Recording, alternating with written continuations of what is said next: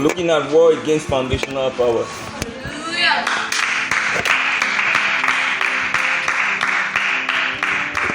War against foundational powers. Hallelujah. Praise God. We said that every man has a foundation. Every woman has a foundation. Your foundation is where you're coming from. Hallelujah. Praise God. Your foundation is right from your mother's womb. Right from your mother's womb. Hallelujah. And the many of the challenges you find in your life as you begin to grow, as you begin to advance, they can be traced to your mother's womb. It's strange, but you will find out. Hallelujah. Many of the things you are battling with today, you that you're sitting right in church, they can be traced to your mother's womb. They followed you from there. You did not know. Even your mom didn't know. Hallelujah. You're carrying it today. The womb of a woman is just a house where the child is formed. Hallelujah. That's where the child is formed. So the things from the father, from the mother, they all happen right there in the womb on the child. So the child comes out with them. Glory to God. Hallelujah. 3 scriptures I want to introduce this subject with tonight. Acts chapter 3 verse 2, Acts chapter 14 verse 8, and Galatians chapter 1 verse 15. Acts 3 2, Acts 14 8, Galatians chapter 1 verse 15. Hallelujah. Acts chapter 3 verse 2 tells us about a man who was lame from his mother's womb.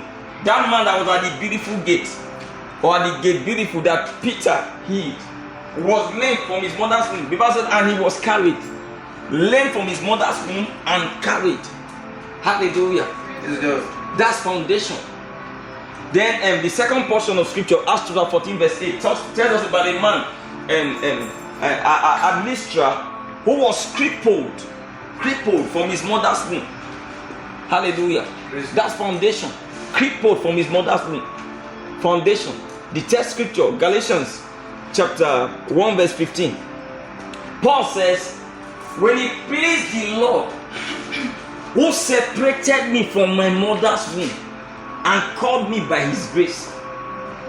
Hallelujah. Awesome. He said the Lord separated me from my mother's womb. The Lord. The first one, the Lord wasn't mentioned. Second one, the Lord wasn't mentioned. The third one says the Lord separated me from my mother's womb. We will read it because it's very crucial in everything we're going to be doing today. Hallelujah.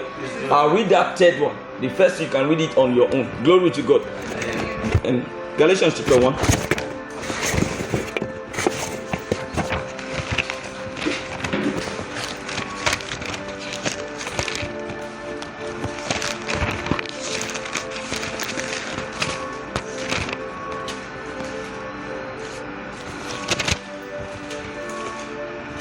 Are you there? Yes, sir. Verse 15. It says, but when it pleased God, who separated me from my mother's womb and called me by his grace. Hallelujah. Praise God. Remember, upon the saying that the Bible tells us how that there was a veil. Hallelujah. That covered Moses, referring to Moses, and now bringing to the New Testament, as that veil is the kind of hindrance to revelation. He said, nevertheless, when the man shall turn to the Lord, the veil shall be taken away. When he shall turn to the Lord, the veil shall be removed. Hallelujah. Now, Paul mentions God here as the possibility and the power that made it possible for him to be separated from his foundation. So the Lord has to intervene concerning foundational matters for your life to change. Hallelujah. Whatever followed you from your mother's womb, from your and from your father, from your mother, from the beginning, that's trailing you along the tracks of your destiny, can only be taken care of in the Lord. He said, God separated me from my mother's womb. He's not talking about how that God brought him out of his mother's womb. That's not what Paul is saying. That's how it appears to be when you read it in the English literal form. Hallelujah. Praise God. It sounds like, God, who helped me to come out from my mother's womb. No, that's not what he's saying. That's not what Paul is saying. He's saying, God, who interrupted my foundational problems. God, who changed my foundational destiny. God, who did damage to foundational powers that were messing up my life. That's what Paul is saying. He said he did it by grace. He did it by grace. Hallelujah. Praise God. That's what Paul is talking about. So he calls that divine intervention, that divine interruption, that divine breaking free as separation. He said he separated me from my mother's womb. In other words, so that my past will not haunt my present. So that my past will not find expression in my present. So that the life that haunted my parents, the experiences of my father and mother that were not pleasant in their days will not find expression in my life and in my ministry. It causes separation from my mother's womb. Hallelujah. Now I told you that there are 7 realities, experiential realities that are facilitated by foundational powers. Hallelujah. We are taking one of 7 today. Foundational powers facilitate cycle. CYCLE. That's the first of the 7. I try to finish it. Glory to God. Hallelujah. It's quite deep tonight. Glory to God, but I'll be fast. Are you ready? What do we mean by cycle? Cycle is repeated occurrences. Cycle refers to repeated occurrences. That's dictionary definition. Repeated occurrences. When you find in your life what you don't like in your mother, when you find in your life what you don't like in your father, when you find your life gravitating toward the direction your mother went towards that you really don't like, there are some things you found your mom doing, you found with your parents that are already gaining expression in your life. There are some things you found with your aunt, your uncle in the same family that are finding expression in your life. It is called cycle. That's the name. That's what it's called. What foundational powers do is that they help to empower cycle. Hallelujah. They help to strengthen cycle. They help to enable cycle. That's what they do. Hallelujah. Now, you will find the expressions of cycle in habitual anomaly, in marital anomaly, in financial anomaly, in physical or health anomaly. These are some areas you will find cycle expressed. In your finances, in your marriage, in your health, in your habits. Hallelujah. You will find cycles expressed in your general life experience. Glory to God. Hallelujah. All right. Now, how do cycles foundational powers rather facilitate cycles? How do they do it? How are they able to do it? There are things they follow. There are links they follow. Hallelujah. And I want to tell you what the links are. They follow the following links. They follow names. They follow words. They follow covenant. Names. They follow words. They follow names. They follow covenant. Foundational powers. Hallelujah. What are foundational powers? They are spirits. They are spirits. They are demon spirits. They are familiar spirits. They are demons. They follow names. They follow words. They follow covenants. Through those things I mentioned, those links, they find expression. You know, when a man wants to invite you to on a WhatsApp group, he sends you a link. Hallelujah. He tries to use this link to enter. As you click on the link, what happens? You happen into a place. You just happen into a place straight. You just land into a location. This is how foundational powers operate. The links they follow are words. When someone places a curse on you, you know what he's doing, or places a word on your life, the person is giving expression to spirits in your next generation. It's not just you.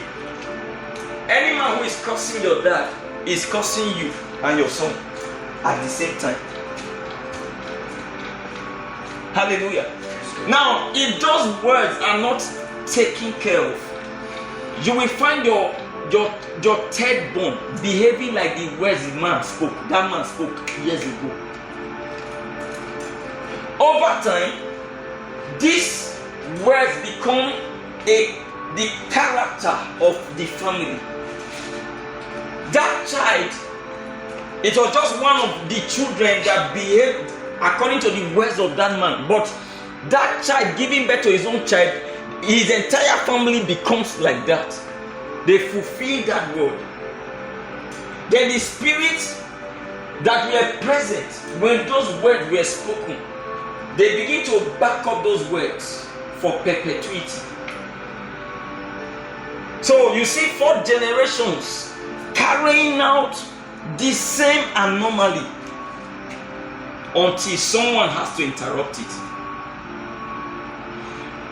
When you name your child a particular name, or you name yourself a particular name, there are spirits that are in attendance of a naming ceremony. There are spirits that bear witness of a name you bear. Those spirits have a responsibility to make sure your family is shaped according to that name, because your name is your spiritual authority. Your name is your spiritual representation. Preaching a message some time ago in a naming ceremony, I told you some meanings of name. Hallelujah. And I explained them one by one. Your name is your identification. Hallelujah. Praise God. The name you bear will form for you a family that looks like your name and generations that look like your name. That's the reason why, if your name is Ogbomosho, for instance, every human being under that name will live according to the character of that name.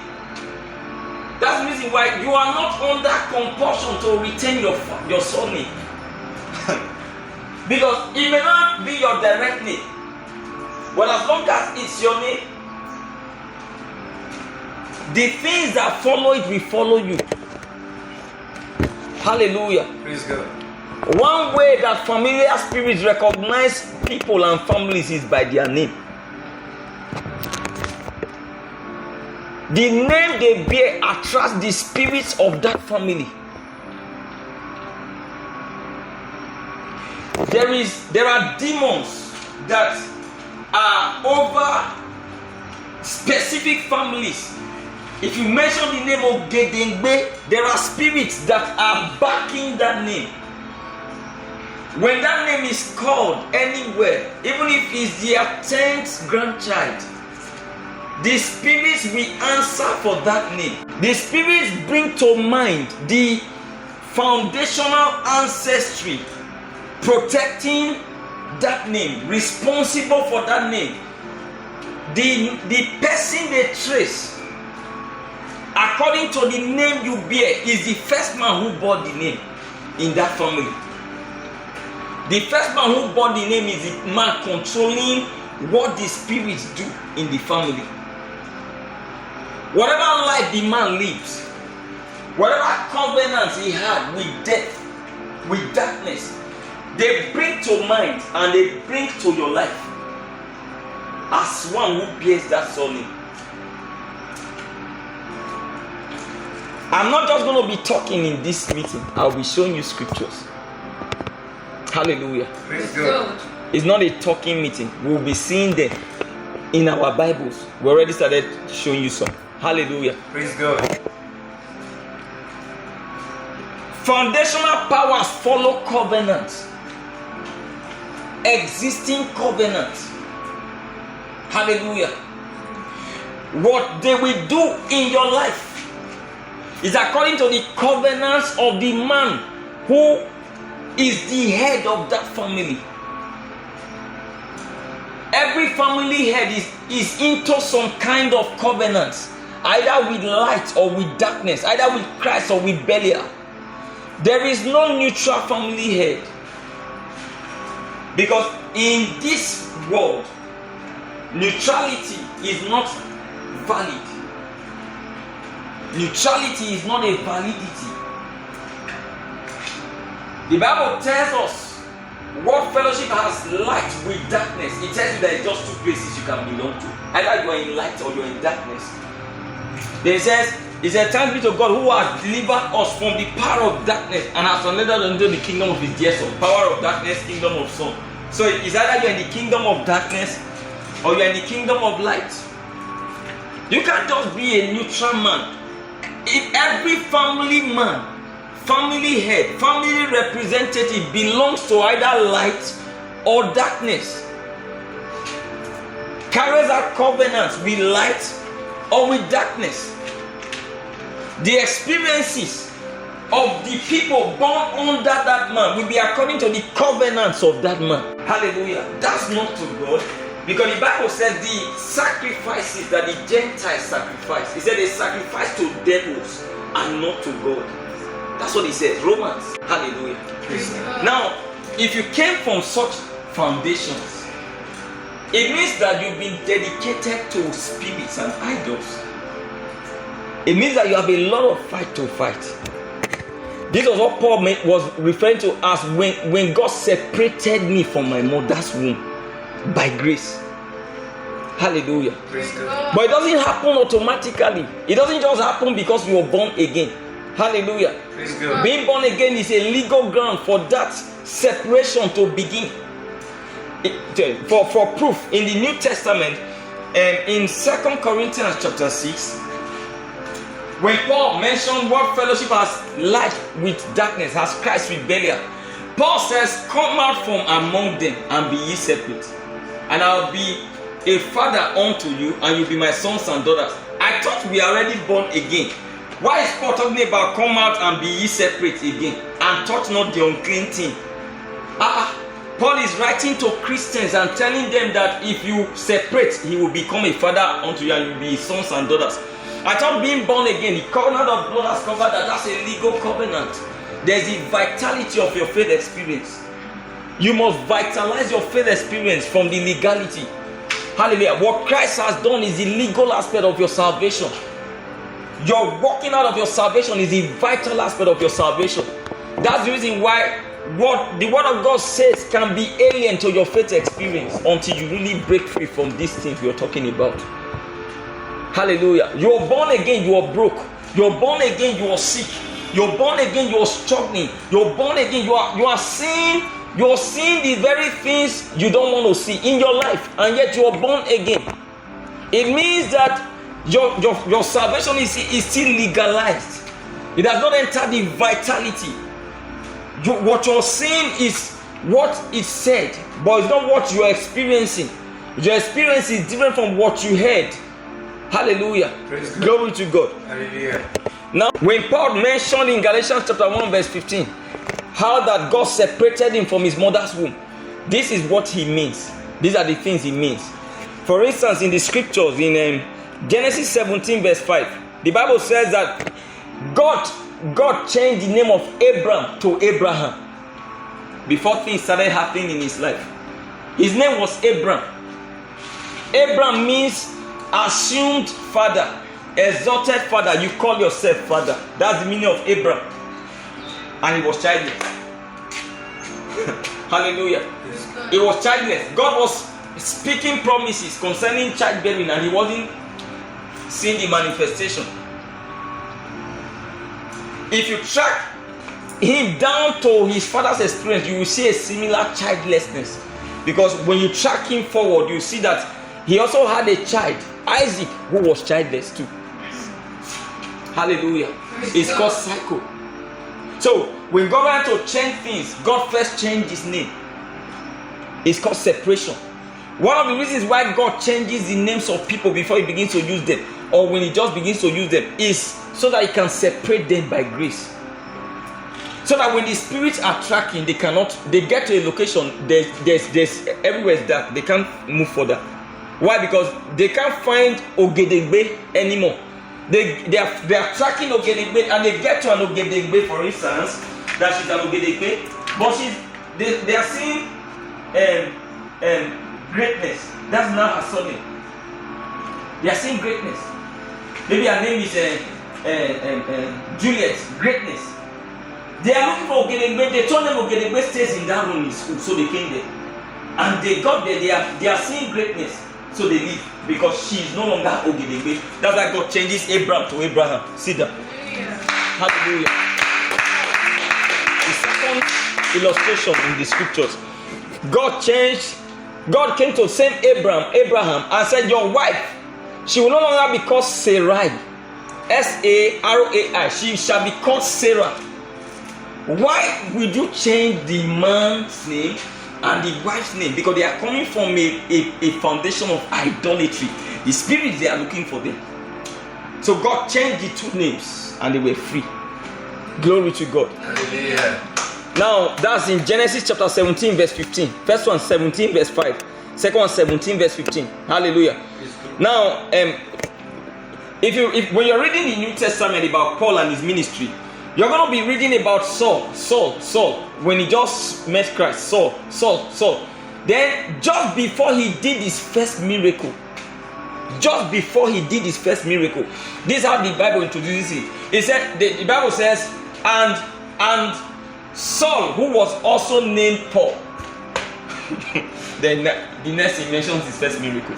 How he saw a man that was trying to interrupt the gospel that Barnabas was preaching, and he got angry and told the man, you will be blind, and the man went blind. The blindness happened after his name changed. His name had to change first from Saul to Paul. So this is how he put it. He said, and Saul, who was also named Paul. That's it. From then onward, they don't mistakenly call him Saul in any New Testament. Hallelujah. That's for reference, Acts chapter 13 verse 9. Acts 13:9. Glory to God. Yeah. Then the Bible says, and Simon also named Peter, whom the Lord named Peter. Jesus named him Peter. It was Simon his parents gave him. Jesus named him Peter. Peter. Why would Jesus change somebody else's child's name? The same reason why God will change somebody else's child's name. Hallelujah. Praise God. And so from that day, Peter, then some scripture you see Simon Peter. They can't say Simon anymore. It's Simon Peter, because that Peter is the one carrying the grace of separation. Hallelujah. He used to be a shaking reed, a very fearful human being. Peter means a rock, a stone, boldness, confidence. And Jesus said, thou art Peter. He said, upon this Petrus I'll build my church, and the gates of hell shall not prevail. His church was built on Peter, not on Simon. That's why in the New Testament, after Jesus left, you won't see Simon. It's Peter. And they sent and called Peter. It was Peter that was doing all the signs and wonders, not Simon. In the New Testament, Acts of Apostles, you won't see the name Simon. It's Peter you'll be seeing. Hallelujah. Praise God. Are you still here? Yes, sir. Then in Genesis chapter 32 verse 28, when Jacob was having a hard time with his life, hard time with his destiny, hard time with everything around him, one day he engaged God in prayer, praying.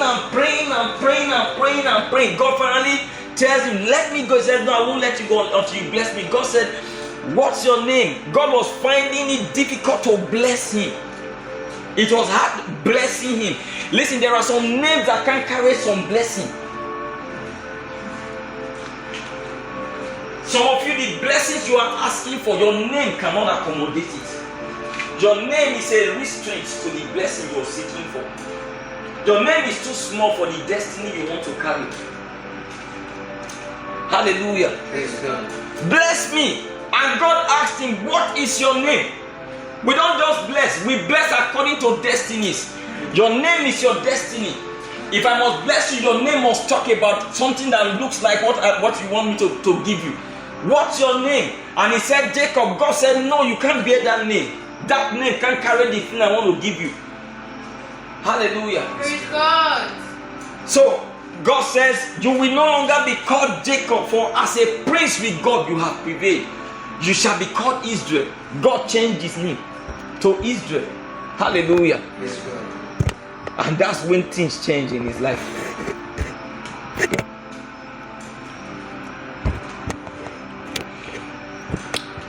In the book of Genesis, chapter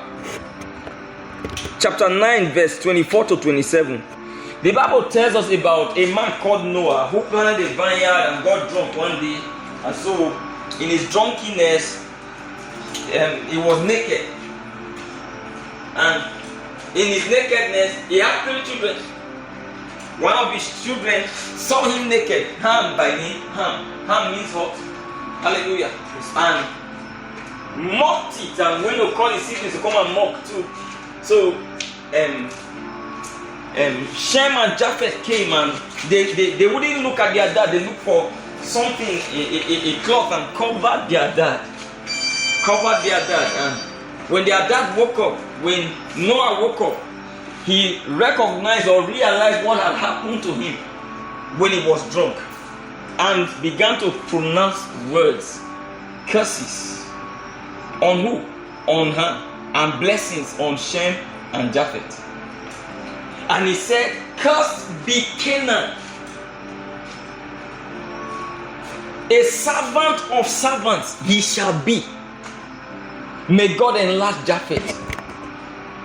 And many other things he said. What is actually about foundational spirits? They follow words. That very pronouncement of Noah manufactured generations of servants. That's all.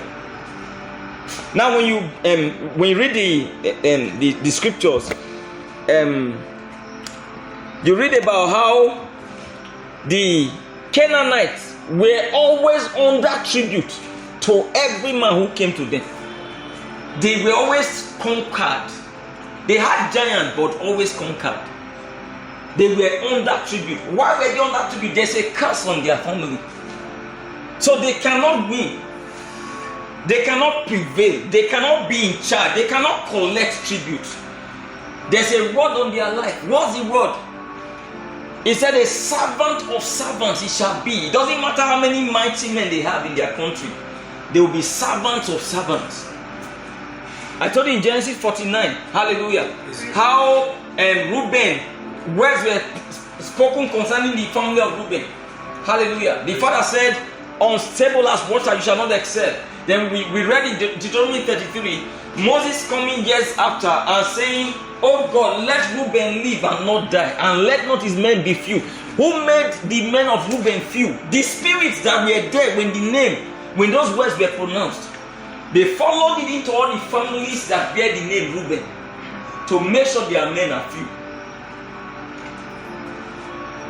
To make sure they don't excel. To make sure they don't prosper. Listen, if you check your family and you don't see any great man in it, please change your surname.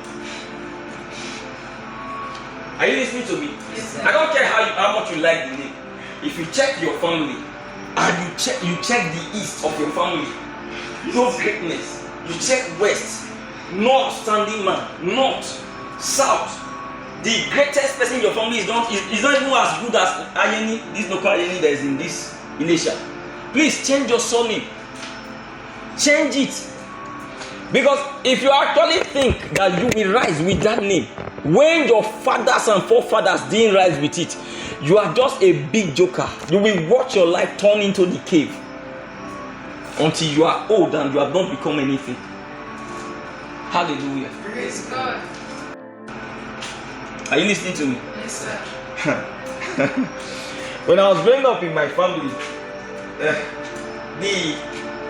our family name, there are pastors in my family, pastors, but none has been able to rise at all. They've never been able to rise to the point of having a church, one church to themselves, like church that they are pastoring directly, like never. Because a family of Babalawo first of all, and those names, the spirits that are following them are very many. The first thing God told me to do when He called me was to change my name, and I changed it. Hallelujah. Praise God. It's not a boast. I'm teaching. I'm making a teaching so that I can understand. Hallelujah. Praise God. That's how it works in the realm of the spirit. These are spiritual things. Are you still here? Yes, sir. Who is great in your family? Mention the person. If it's one person, it's still dangerous to see bear that name.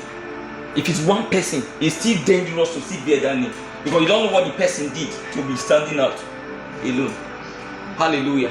He may not tell you what he did. Are you still here? Yes, sir. All right. Now,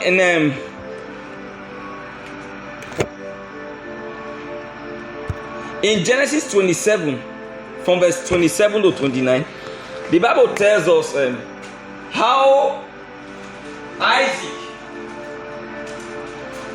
called his son Esau to go bring something for him to bless him, and Esau delayed, and Jacob came first to the help of the mother, and Isaac blessed Jacob. Now take note, the blessings Isaac blessed Jacob were heavy, very heavy, but it's Jacob he blessed. Hallelujah. Praise God. So the name was fighting the blessing. Like I said, when the father was blessing, the father said, you shall have plenty of corn and wine. Can you remember Jacob almost dying of hunger and sending his children to Egypt to go and look for food? A man that was giving plenty of corn and wine. Hallelujah. Do you understand? Thank God for God who changed his name to Israel. So he was able to produce a Joseph who was able to bring that prophecy to pass. But for Joseph, Jacob would not have been able to fulfill prophecy. Hallelujah. Praise God. Great things the father said about him that he didn't say to Esau. And Esau was greater by many respects for many years until Joseph rose. Through Joseph, Israel prevailed. Hallelujah. Praise God. Can you remember the man called Jabez in 1 Chronicles chapter 4 from verse 9 to 10? The Bible says his mother named him Jabez. Jabez means grief. It means sorrow. Hallelujah. And so everything about that man and his destiny was according to the very spirit backing the name up. Even his brothers were struggling. Glory to God. Hallelujah. But when he was able to break free and God separated him, his life took a new shape. And that says, and God enlarged him. Hallelujah. Because he told the Lord, enlarge my coast. Glory to God. Hallelujah. Not much is written about Jabez, but I can tell you with all scriptural understanding that his name was changed. Without his name changed, his destiny wouldn't change. Glory to God. Hallelujah. One day there was a man that was born that bore a name similar to the name Jabez. It's in Genesis. His name was Benoni. It was the second child of Rachel. She gave birth to this child when she was dying. Hallelujah. And named him Benoni. This was Jacob's son. Named Benoni. Benoni means son of my sorrow. The father came in just immediately after she died and asked them what they named the child, and they said they named the child, that the mother named the child Benoni, and he said, God forbid. The father was a prophet. Jacob was a prophet. Immediately he knew what that name would do, the damage it would do based on the damage his own name did to him. And the father changed the name from Benoni to Benjamin. Benjamin means son of my right hand. Son of the right hand. Son of strength. And Benjamin was one of the strongest tribes of Israel, fighting his brothers. It was the tribe of Benjamin that stood alone and fought against the rest 11 tribes and won, until God came to fight for the rest 11. The Benjamites are known to be people of war. You don't try them. Very strong people. That's why God raised Saul first as the first person wanted to defeat the Philistines and the Amalekites and the rest of them. But Saul failed him. It was a tribe of strength. You see how these things work. This is how foundation and first future. Glory to God. Your future and your foundation are tied together. Your future and your foundation are connected together. Hallelujah.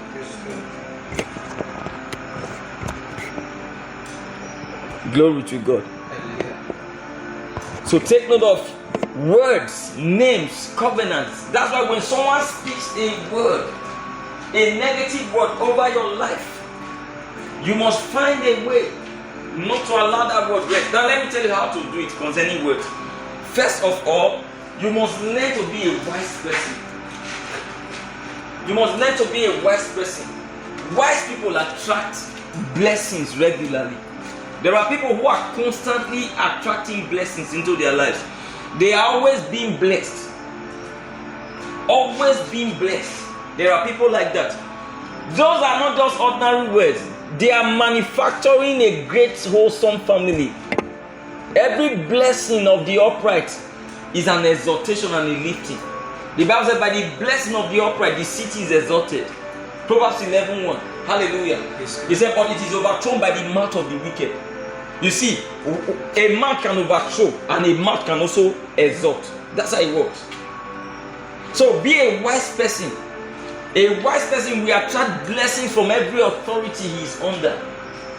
Blessings from the people he meets. Blessings from the places he goes to.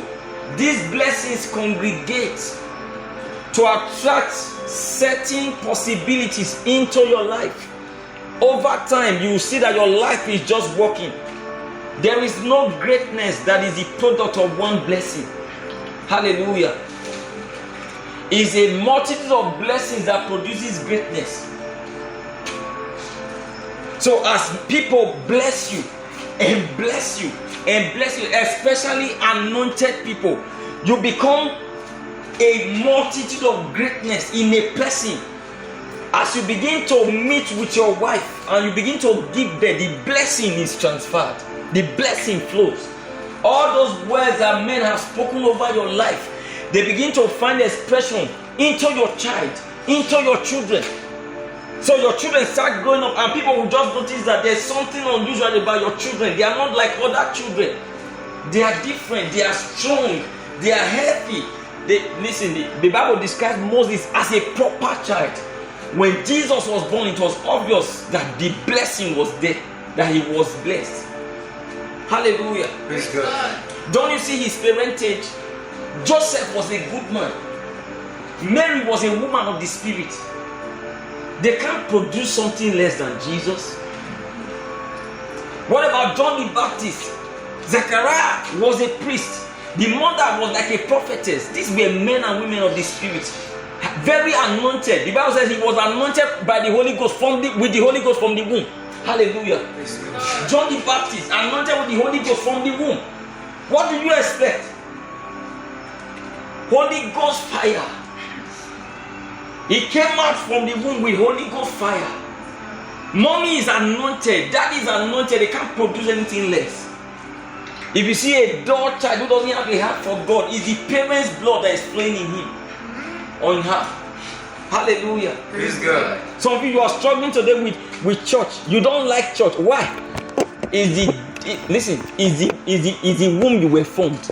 The womb you were incubated is a womb of corruption. That's why. Glory to God. Hallelujah. That's the reason why you were like that. And you have to fight to break free from that life. How can you not like church? That's a spiritual disease. How can you not like your father's house? How can you not like the place of your maker? The habitation where your maker tabernacles. You don't like church. I read I think it's your status. I liked it this morning. It says, if you only pray when you have a problem, he said, then you have a problem. Are you getting it? If you only pray when you have a problem, then you have a problem. It's true. There is a very big problem that you don't know how to pray. That's how serious this matter is. How can you not like church? Now listen, you are also about to produce a generation of church and God haters by your not liking church. Till now, you don't like church. They force you every time you go to church. It's by force. Every time, it's by force. They force you. Let me tell you, just the day you are with your husband or with the man with whom you produce the seed, that thing in your womb hates God already. You don't know. This is how these things are formed. Hallelujah. The child is in your womb. In that womb, he already hates church. By the time the child comes out, you see how he will be behaving when you say, let's go to church. Or let's come and do morning devotion. You see the child yawning 17 times in 2 minutes. Hallelujah. So what's happening to that child? Foundational powers. The powers are already upon him. Who allowed the powers to infest him? You. Because you didn't break free from those powers. Hallelujah. In the name of the Lord Jesus. We are going to be praying. Rise on your feet. Just a prayer for close. Hallelujah. Say, Father, in the name of Jesus. Every power that stopped my father and mother, that is fighting my destiny today, to stop me. In the name of Jesus, I terminate you in my life. I stop you in my life. Open your mouth and pray. Every power that stopped my parents, that fought my parents and stopped them where they stopped. They stopped where they were not supposed to stop. In the name of Jesus, every strong power that is operating in my life already, that is operating in my destiny already, that is operating to stop me and not supposed to stop. In the name of Jesus, I terminate your power. I terminate your operation. I terminate your rule. I terminate your reign by the power of the Holy Ghost. In the name of the Lord Jesus.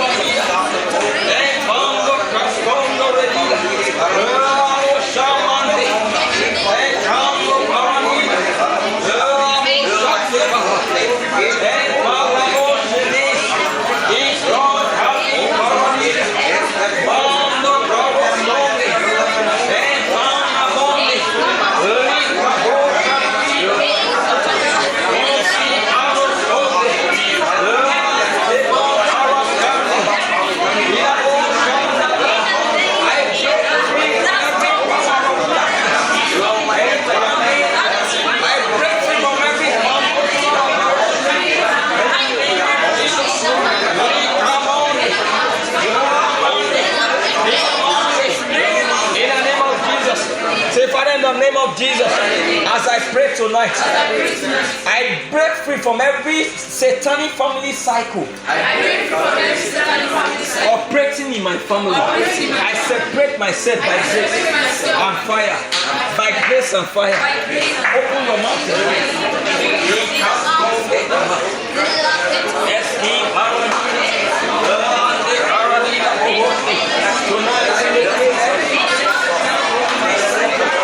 In my family, by grace and fire, by grace and fire, by grace and fire.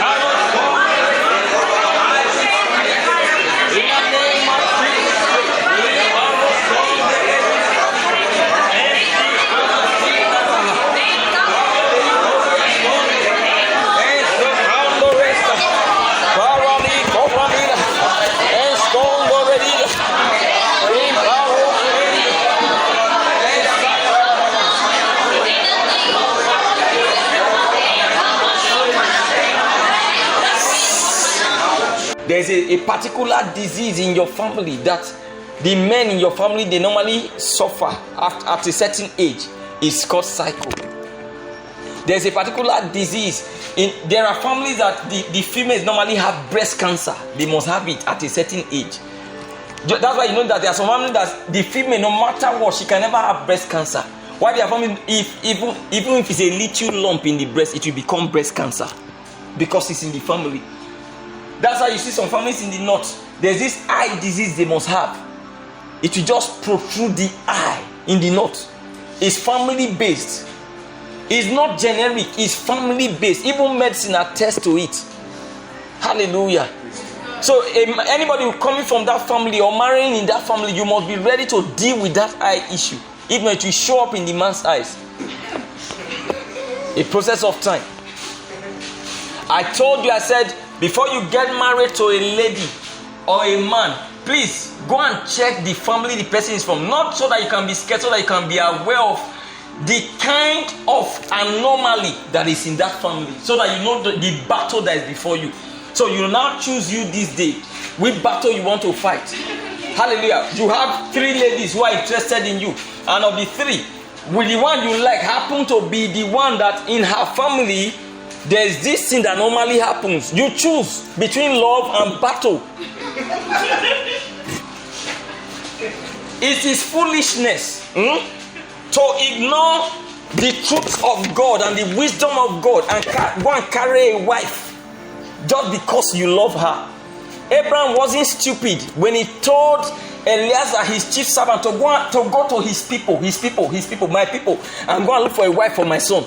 What about the fine girls in his area? Can't Isaac fall in love? No, he can't. He is not allowed, because the reason why he can't fall in love in those families is because they are not password protected. These are families that have given themselves to satanic life over time. So sicknesses and diseases and anomalies are in their DNA, which will show forth in the process of time. Love will expire when those anomalies begin to show forth. Hallelujah. So you must look for a family. Why do we normally recommend a Christian family? A faith-filled family, because they've been able to fight the battles already in prayers.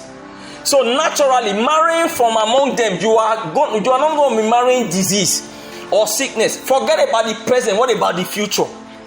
Hallelujah. The risk of marrying from a family that is not devoted into the things of God is that their DNA is contaminated. Hallelujah. They have a contaminated DNA. So you may be happy in marriage your first 5 years, first 7 years. What about next 15 years? Hallelujah. By the time she begins to develop breast cancer, will you still be able to love her? Hallelujah. Where will the cancer come from? It's in their blood. They've not been a Christian home, so they've not been shielded. The Lord is the strength and shield of Christian families. Hallelujah. He is their salvation. He is their fortress. Don't you understand? So picking a wife, a Muslim girl that is nice, is a foolish act. It's a foolish act. The reason is because they are not under his shield. God is not their Lord. Hallelujah. Praise God. So they are vulnerable and exposed. And the reason why we even further recommend that you pick from your very church is because at least you can be sure that they have been under fire and under the word and under grace. Because you have been exposed to the same things. So it is safe to pick a girl from your church that you know there is fire. Hallelujah. Because there's something about fire. Fire is a shield. Fire is a defense. Fire is a cover. Fire is a refiner. Fire is a purifier.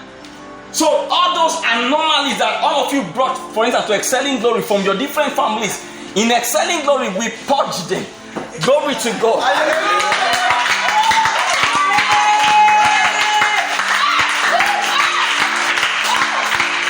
In Excelling Glory we fire them out. You can see the kind of prayers we were taking just now. Those things cannot remain. So when you come and you pick a girl, you can be sure that those things are dead in her DNA already. Glory to God. Hallelujah. That's how it works. Don't be foolish. This is not the time to fall in love. by emotion. You fall in love by the word and by wisdom. Glory to God. Have you been blessed today? The grace of our Lord Jesus Christ, the love of God, and the sweet fellowship of the Holy Spirit rest and abide with us now forevermore in Jesus' name. Surely God's goodness and mercy shall follow us all the days of our lives. And should then the house of the Lord forever and ever in Jesus' name. Hallelujah. I am blessed in all things. God protected. A house on the rock, a burning and a consuming fire, exceptionally extraordinary. I am blessed with deep-rootedness and fruitfulness, increase and multiplication, glory and honor, long life and prosperity. In Jesus' name. Take your offerings, your tithes, your seeds, whatever it is you came to honor the Lord. Hallelujah. And Savera, take it on. Things we have of you, all things that we desire, as we worship you, come and change our lives.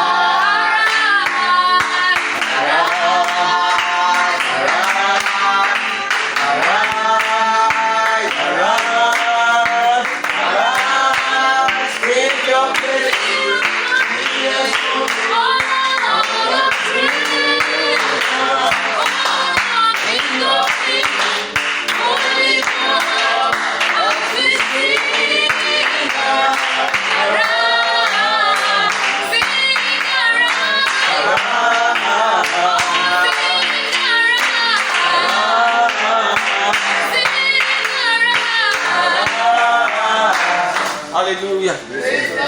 Glory to God. Hallelujah. Why do you see one of your brothers not doing well later on in life and one of them doing well? Check the one doing well. The parents were always speaking well of him. The one not doing well, the parents were always saying that it will not be well with him. Hallelujah. Have you not noticed it? So how did it now happen that it's not well with him? They said so. Hallelujah. That's how it is. That's words. They follow words and they manufacture destinies. They follow names and they manufacture destinies. They follow covenants and they manufacture destinies. So protect those three faculties of your life: words, name, and covenants. Offerings are covenants. These offerings we give. That one that some people just want to, they never give offering. You know what you are doing? You are not making covenants, and there are already covenants in your life that your parents made. Hallelujah. Praise God. That one you see us giving our tithes, giving our first fruit. We are making covenants with the God of heaven. Hallelujah. Covenants with God Almighty. Those covenants manufacture for us families to come. It tells us about Esau and